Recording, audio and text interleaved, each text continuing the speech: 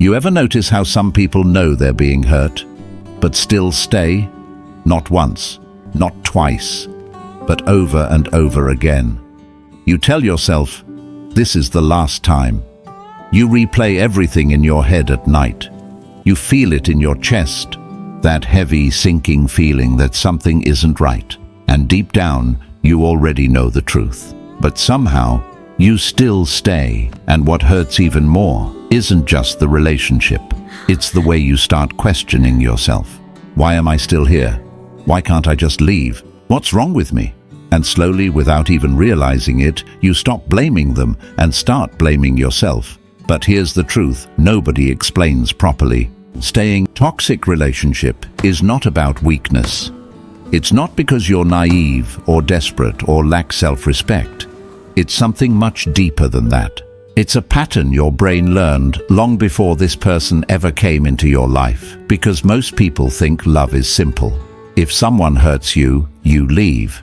That's what logic says.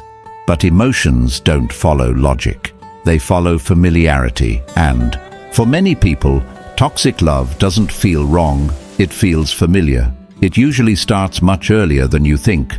Back in your childhood, in the first environment where you learned what love looks like.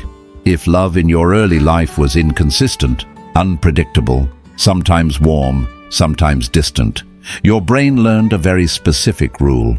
That love is something you have to earn. That closeness comes with anxiety. That if you try hard enough, stay patient enough, and give enough, things will eventually get better. So when you enter a relationship that feels unstable, something inside you recognizes it. Not consciously, but emotionally. It feels like something you've already lived before, and your brain doesn't chase what's healthy. It chases what feels familiar. That's why you don't just fall into these relationships randomly. You are drawn to them, not because you want pain, but because your mind associates that emotional pattern with love. And once you're inside it, the cycle begins. They hurt you, they ignore you, they say things that break you, and just when you finally start pulling away, they come back. Softer, kinder, more loving than before. They apologize. They promise change. They show you the version of them you've been waiting for. And in that moment, everything resets. That relief you feel, that sudden calm, it pulls you right back in. And you start believing again. Maybe this time it will be different. But it never is, because what you're attached to isn't the person. It's the version of them that only shows up occasionally, the 10% that feels perfect, the version that makes you feel seen, valued, loved, and you stay, hoping that version will become permanent. But slowly, reality starts to settle in. You realize that the version you love isn't who they consistently are. It's who they become temporarily, just enough to keep you from leaving. So why don't you leave anyway? Because your brain is caught in multiple traps at once. First, you start normalizing the pain. When you experience emotional ups and downs repeatedly, your system adjusts. Calm starts to feel unfamiliar.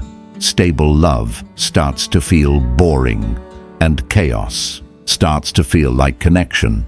Second, you become attached to their potential. You stop seeing them as they are and start focusing on who they could be. You think, if they just worked on themselves, if they just understood me, if they just changed a little. But that version only exists in your mind.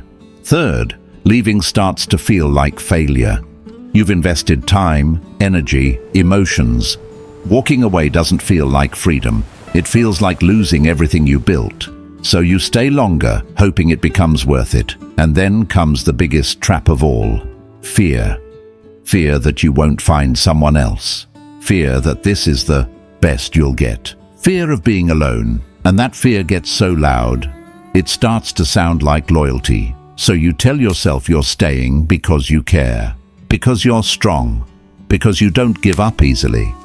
But here's the shift that changes everything. You weren't staying out of loyalty. You were staying out of survival. Your brain was trying to protect a pattern it has known for years. even if that pattern hurts you and the strength you thought was helping you was actually keeping you stuck. Because real love doesn't feel like something you have to survive. It doesn't make you question your worth every day. It doesn't make you anxious, confused, and emotionally exhausted all the time. Real love feels safe. And once you truly understand that, something inside you starts to shift. You stop asking, why are they like this? And start asking, why am I accepting this?